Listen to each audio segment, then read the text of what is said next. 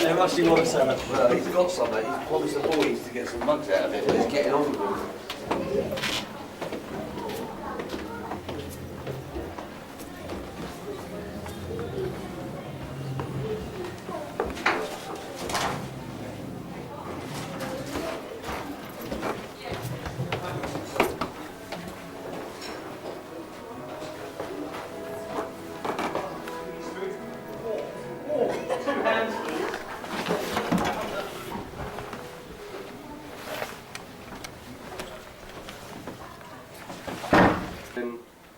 He'll come up to here, he'll have a chat with Alan Perrin, who'll be with Milan Mandrich and Peter Story, and they'll sit down, they'll have a chat, they'll work out what they want, what sort of wages they can afford, what they're looking for, and then when they get to do the deal, they'll come up here and they'll have a meeting, and they'll thrash out all the details, contract details with the players and the agents, and hopefully get it sorted. So this is where it all happens.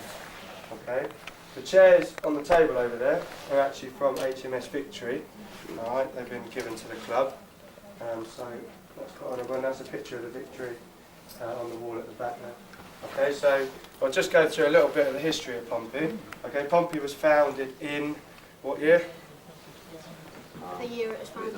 Yeah, what year did you see when you come in? Were you observant? 1998. Looking up, written up on the entrance? 1898. 1898. Okay, so 1898. That's cheating, that's shocking now. Right, 1898, which means it is how many years old? 207. 107. 107, yeah. Alright, 107 years old. Okay, so quite an old club. Alright, 1898 was founded. The first major honour that Pompey won was 1939. Okay, do you know what that was? The FA Cup. The FA Cup, top man, well done. So it was the FA Cup. It was the third time Pompey had got to the final, and they'd lost the previous two. And that year, 1939, they got to the final. In the third round of the Cup, they actually got drawn at home at Fratton Park, and the manager was a man by the name of Jack Tin, a big fat man, and he actually got, for the third round of the Cup, he wore this little cloth thing here, which is called, they're called spats. And what they do is they went, in those days, they went over the top of your shoes, and they were a little fashion item. And he wore them for the third round of the Cup, and when we won, he thought, well, these must be a lucky omen. So what he did was he put them in a safe, he locked them away, and we got drawn at home for the fourth round of the Cup, and he wore them again, and we won. Then he put them away again. We got drawn at home in the fifth round, the quarter-finals, and he wore them for every round of the Cup, and we got all the way to the final. And when we got to the final, we played against Wolverhampton Wanderers, okay? And in those days, Wolves were like the biggest team, and Pompey were not one of the best teams, okay? So it was probably like, I don't know, Man United, maybe when Man United play somebody like Fulham or something like that. Alright, so Pompey were like Fulham, Wolves were like Man United, they were the top team, and everybody thought that Wolves were going to win, and Pompey were just turning up to make up the numbers. But Pompey had other ideas, and they went up there and they won 4-1. 4-1 in the final, in front of about 106,000 people. And that was at the old Wembley Stadium, alright, which at the moment's being rebuilt, ready for England and hopefully for the Olympics as well. Alright, so that was at 106,000 people at the old Wembley Stadium. And Pompey brought back the cup. Now obviously they get to keep the cup for 1 year, and then it has to go back for the next club who wins it, and every club gets a little mini replica, and the little replica is the cup that's behind the spats there. Alright, but in 1939 there was another major event which happened, which was the World War. So Second World War happened, and all of football got suspended because all of the players had to go and fight for their country. So what happened was, in that year, because Pompey had won the cup, there was no football for 7 years until 1946. So Pompey got to hold on to the cup for 7 years. So a little trivia question which sometimes comes up, which club has held the FA Cup for longest? The answer is Pompey, okay, because they got to hold it during the war. It was actually held at a few different locations during the war as well. It got moved around the city to keep it safe, and I think it actually got lost once as well. There is a story about a dog called Pebbles. So I don't know whether it's true or not. Pickles. Pickles, is it Pickles? He got trapped. And he found it, didn't he? In a bush. Yeah, so whether that's true or not, but there is that story. The football which we've got down there was actually a football which was used in the championship winning season. So 1939 we won the cup, 10 years later 1948 to 49 and then 49 to 50 Pompey won Division 1, which is or was the top league in those days. Obviously now we have the Premiership, but in the old days it used to be Division 1, 2, 3 and 4, and Pompey actually won Division 1 2 years running. Okay, the second of those years we went the whole season without losing a game at Fratton Park. Okay, and the team that finished second to us that year was... No. You're wrong. It was, who do you reckon? It's too like scum football, isn't it? No, the team that finished second that year was Man United. Alright, so in those days it was Pompey, Man United, and we were the best team, and Man United was second to us, okay? So hopefully in a few years' time it'll happen again. Alright, so that football there was used in the championship winning season. It's actually signed by all of the championship winning players. You can have a look at it in a minute, okay? And there is a little story, it's actually laced up at the front, okay? And the old footballs used to have a bladder, a pig's bladder or a sheep's bladder that was put inside, pumped up, okay? And then they used to lace the football up around the outside. And because it was heavy leather, if it was wet, raining, the ball got quite heavy and it was quite painful, okay? And somebody told me a little story once about how the good players, the really top players of that time, used to be able to cross the football in such a way that they could get the laces pointing away from the person who was heading it. Alright? That was a story my granddad told me, and I've never forgotten it. Okay? So that because if you headed it on the laces, it made a big lace imprint on your forehead. Alright? So Stanley Matthews, he was that good, so maybe he could have done that. Alright, so that's the football that's used in the championship winning side. Okay, 1948, 49, 49, 50. We then started to slip down the leagues a little bit. Okay, over the next few years we went all the way down to Division 4, then we worked all our way back up again to Division 2, and then in 1987-88 we got promoted up to the top league again with Alan Ball as manager, but we went straight back down again and we stayed in Division 2, which then got changed to Division 1 when the Premiership was formed, and we stayed there until 3 years ago when Harry Redknapp took over and we got promoted again back up to the top league. Okay, which was definitely the best season I've ever seen at Pompey in my time. And the top scorer that year, who was top scorer when we got promoted? Todderer, good, alright. So any of you are going to be professional footballers when you get older? You're going to be a pro? Right. I'm going to tell you a little story then, okay, about my boss, Paul, because Svetoslav Todorov was top scorer, and then a few days before the season started in the Premiership, he got a horrible knee injury, and for 2 years he didn't play a game. He came on for one game against Liverpool, but he didn't play a game because he was injured. Okay, he's just fought his way back now, and he's on the fringes of making a return. All right, but it is important that an injury can happen to you at any point. Okay, so my boss Paul Hardiman used to play for Pompey, and when he was younger he got offered the chance to play for Aston Villa.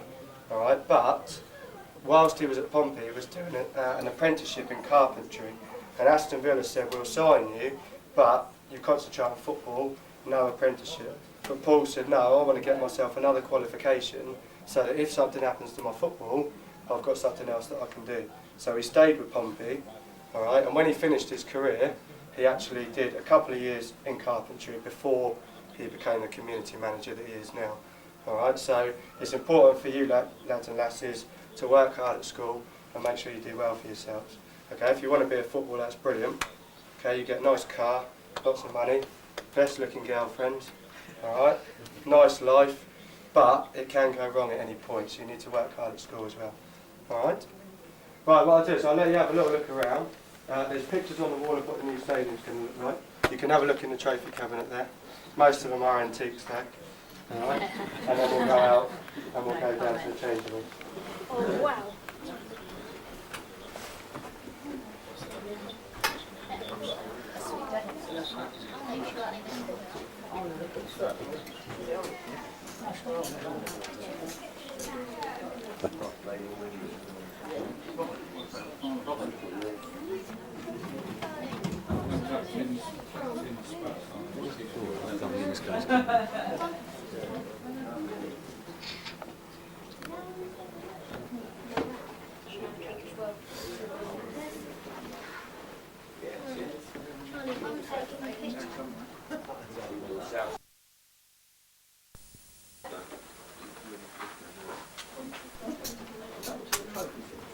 I don't know actually.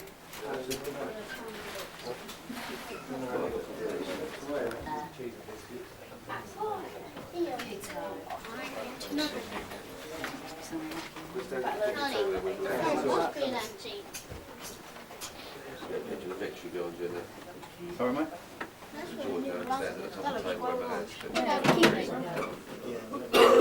Yeah, aren't they?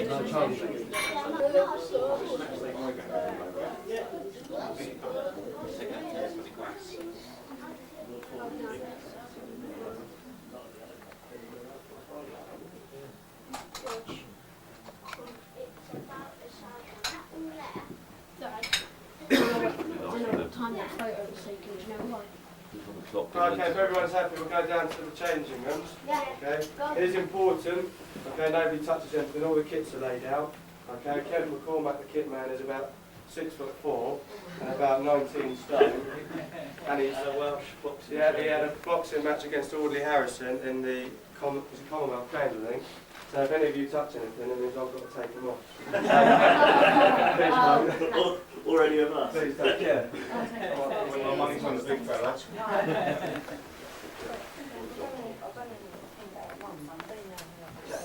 Right, 10 years time. Right. 10 years time. You'll be here.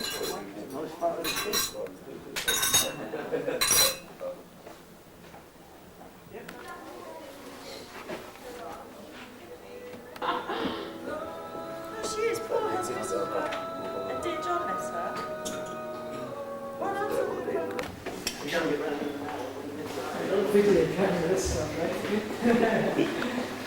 Before they knock it down.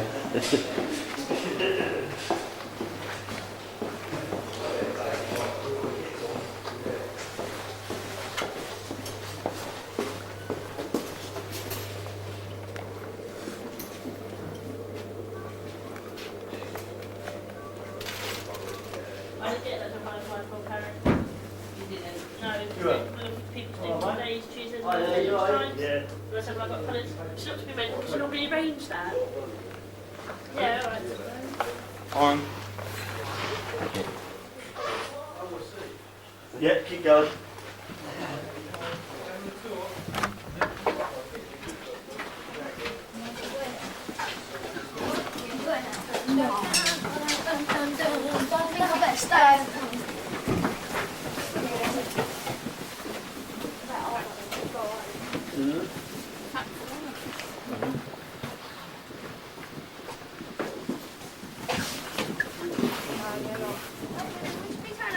We'll be gone.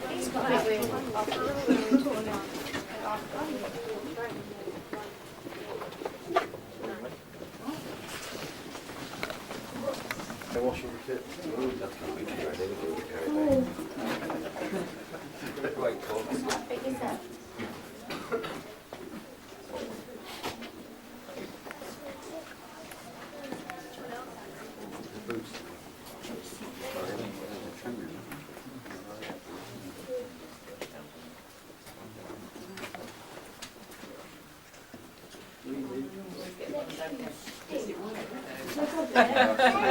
That's the theory game. That didn't work.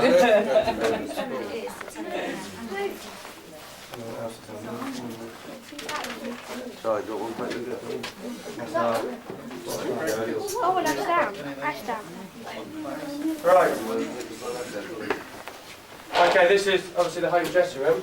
The first thing that they won't be playing, so I'd imagine it'll be either Hughes and Diao, or maybe Diao and Philip, I don't know. Looks like Karate. Sorry, has it? So maybe, I mean, it might be subject to change, but it looks like it will be 11 from those 12 over there. Alright, so... How come the shoes smell? They don't have their own place, they go wherever. Yeah, well obviously if they're sub, they're over there. The goalie's always there. Only ever wear the kit No, it once. looks like. Sorry? Only ever wear the kit once. Yeah, some of them actually change at half time as well. Steve Yeah. Stone. I don't know. No, they get washed. So they don't wear it just once then? Oh no, it's Yeah. players got about 10 Yeah. shirts. They It's just wash that I them. noticed the socks have got the little clips on as if they're bought new, that was all. Yeah, the socks If you- don't make new socks every day. can't, but right. the If you shirts- can imagine... Get washed. She's got a name on it. And if you know, the sub players got about 3 shirts. Well, they wear one first off. I think it might be Mark. actually more stringent on it. Doctor, physio, okay, you can imagine it's quite cramped. Yeah, it's quite cramped in here. The away dressing is exactly the same size, but most of the new stage, you go to Chelsea, they actually turn the heating pipes on in the middle of the summer. In the away dressing, they turn the heating on full blast to try and make it uncomfortable for the away team. And they'll do the opposite in the winter. There'll be no heating at all, so it'll be freezing cold. So there's all sorts of little bits of gamesmanship that go on.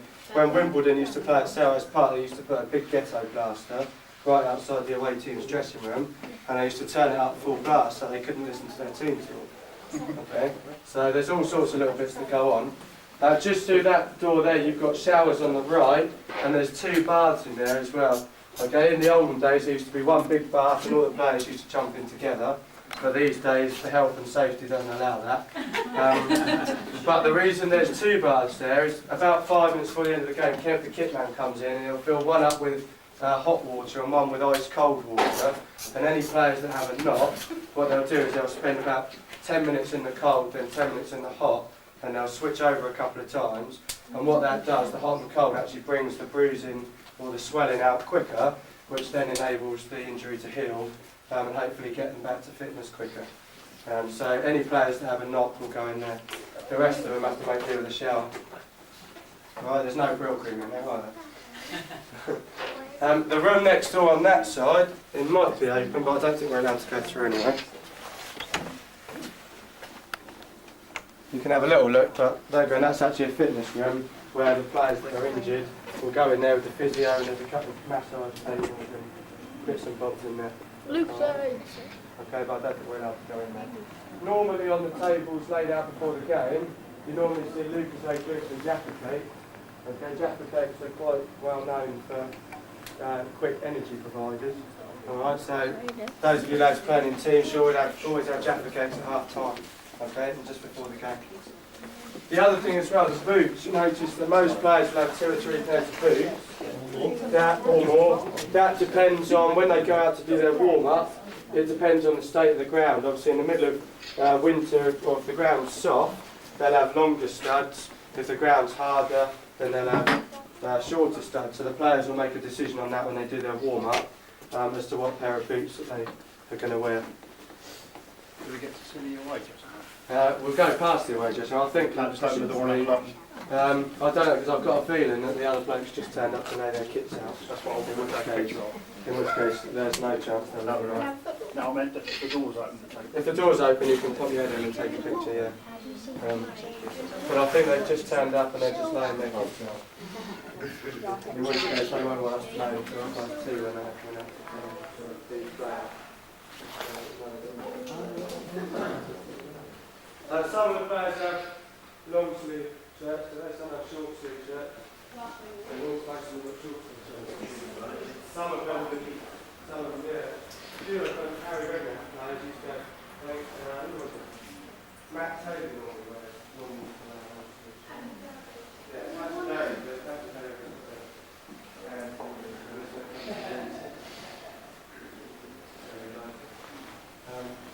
you got over here, we've got the tactics to how to thwart Gillingham. Underneath, presumably the team that we were playing for that night. So obviously any tactics that he's got, there's a little tactics board behind where obviously the corners, set pieces, they'll work out who's picking up who. And obviously today, presumably, if Alan Shearer's playing, then Stefanovic will be picking him up, hopefully stopping him. So we've got a little tactics board, match balls,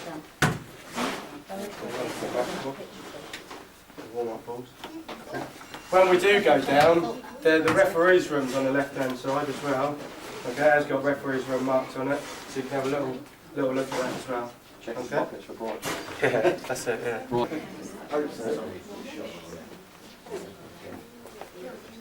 maybe it will be edged out. Right, okay, what we'll do, we'll go out and we'll go out the tunnel, and then we'll just go and sit up in the TY Europe stand, or Fratton end, and then we'll sit out there for a couple of minutes, just to finish off. So if you want to follow me, and please don't go... Yeah. You walked here? Yeah. What a surprise we had the day playing football.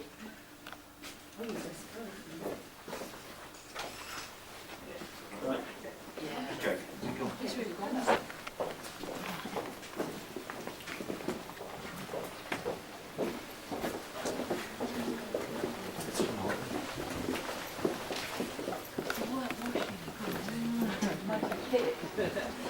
Very well, Pete. Can you see put that on DVD? Alex, can. Can you do that for me? It's always good to do the show when we get a tournament or something. Yeah, especially out. Yeah, we shot. Yeah. Alex. Yeah, sorry, do a copy for the right. Like, do two copies, one for me, one for the sports. We'll keep it in our own careers. No problem. No problem. Because it's good that it's all. That's all the interviews. Yeah. After matches. Well, as I say, I'll put you for 5 for the West Brom. If you need any more, just give us a ring, but then try and find me. Yeah.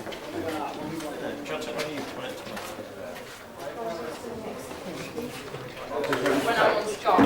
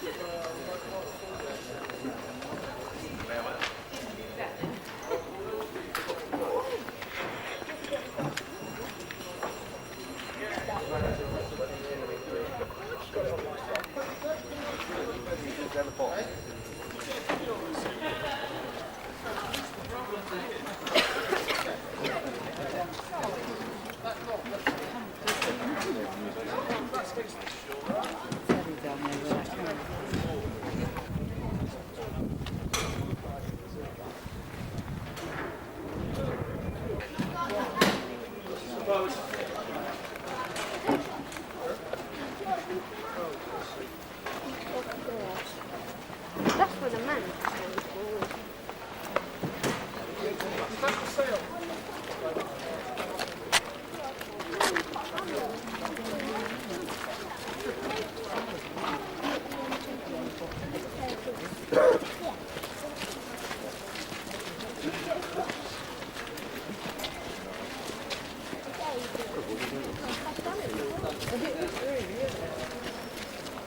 I'll do what that said. What? Shot down into... No. No. What? No. No, kill him. Hit an old man on the head. Do it.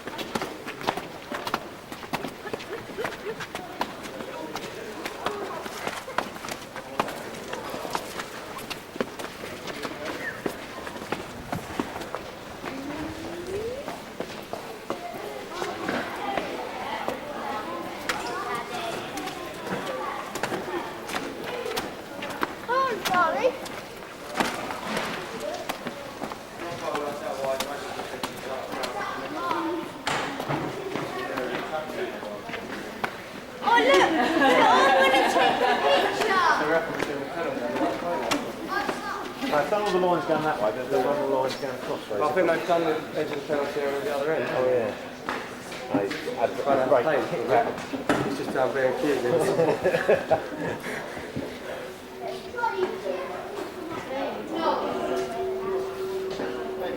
I think right over in the very distance over there's Hailing Island. Thanks for that. Another very useless information. I can remember that because you had to go up all those steps. Yeah, I know. The Neckerwood. Nightmare, isn't it? Yeah. Went to the England that way, just that last stand. I'm a Man United supporter. It's just really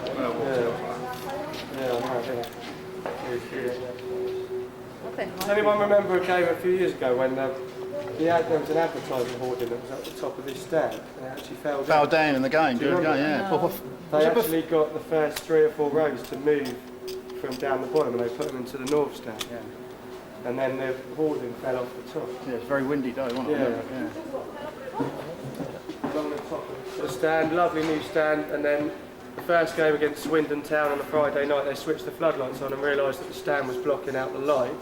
And the first 12 yards of this end of the pitch were actually in darkness. And they offered, that was when Terry Fennett was manager, and they offered both managers the chance to call off the game, but they both chose to play it. I think we lost 1-0 anyway. In the good old days. We can't see the goal in the light, so we wouldn't say it. Typical Pompey though, isn't it? Find out afterwards they've done it wrong. I think Milan's made a difference. It is a lot more professional, but there's a long way to go, and you see a lot of clubs. There's a long way to go. Need to get the stadium sorted out. Right, just whilst I've got everyone together, say a few words.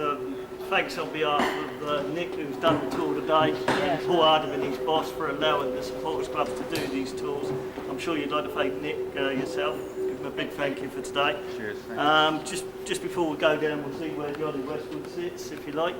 That's the best bit.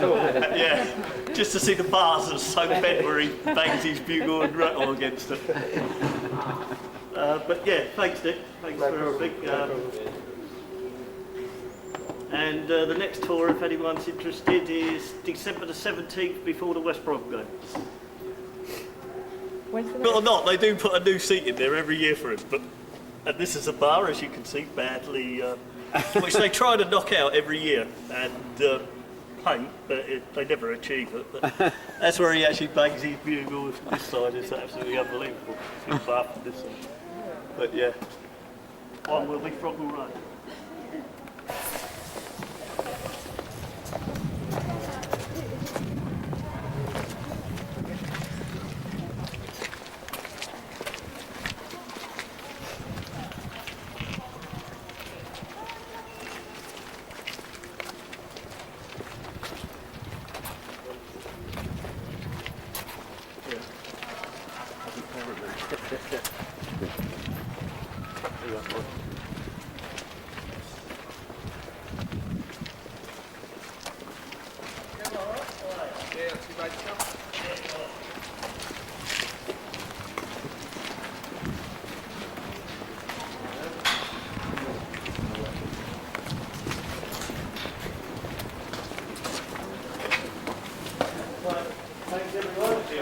Thank you.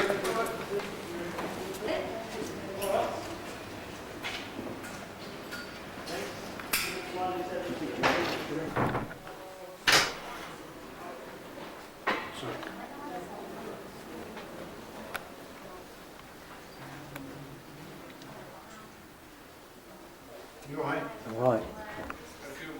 A few memories.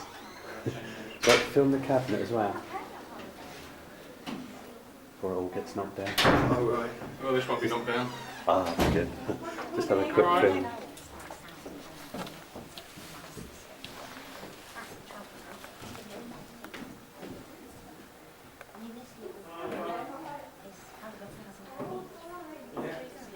Is that on a cruise?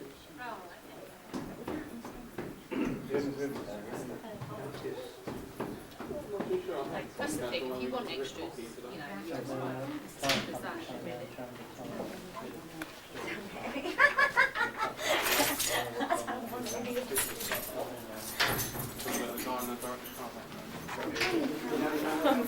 having it. Yeah? Good.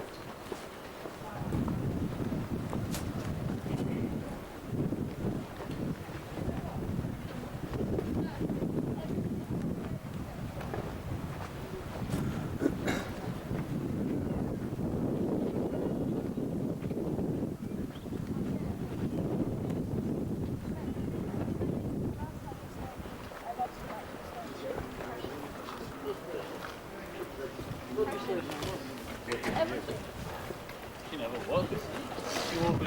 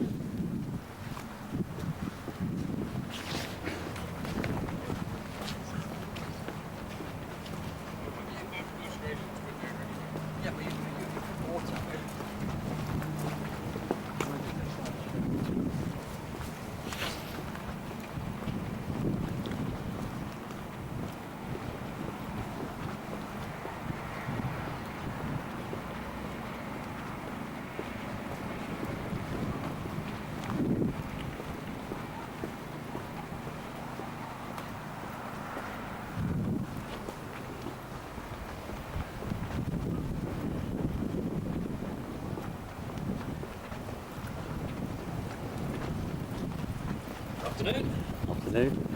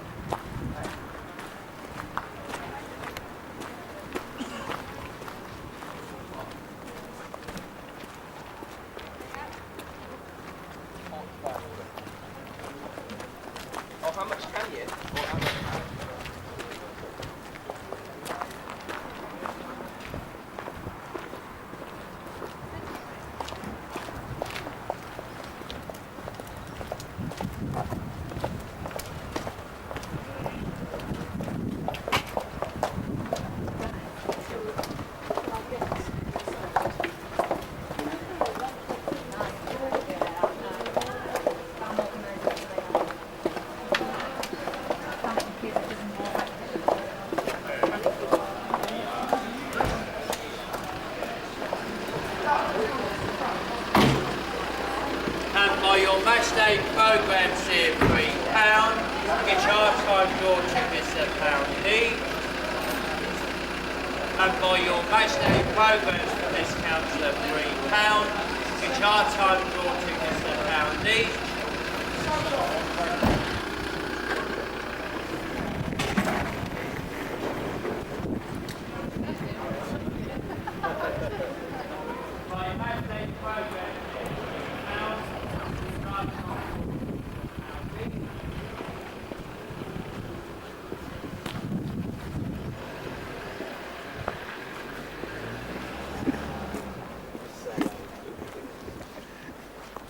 Film the cars, film the cars.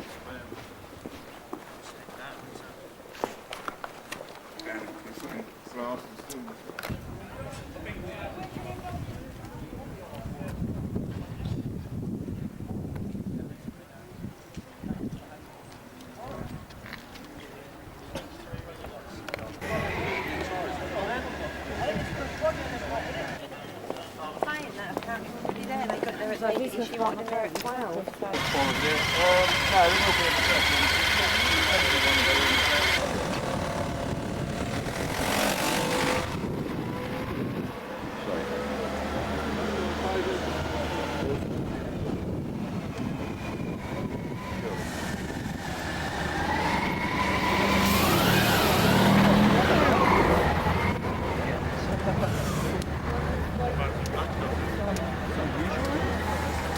I think that's Portsmouth.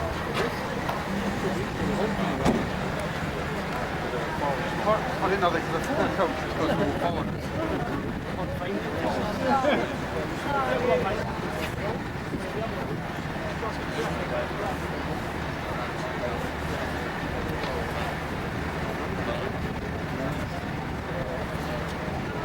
Don't be O'Brien.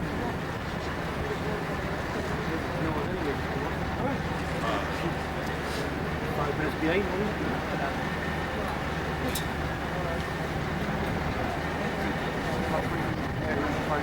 Offside. Definitely was offside,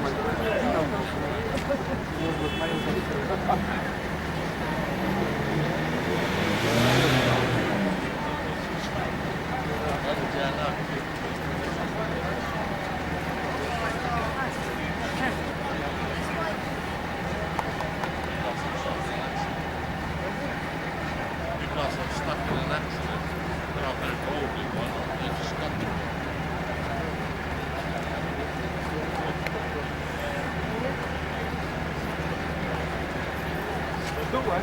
Cheers.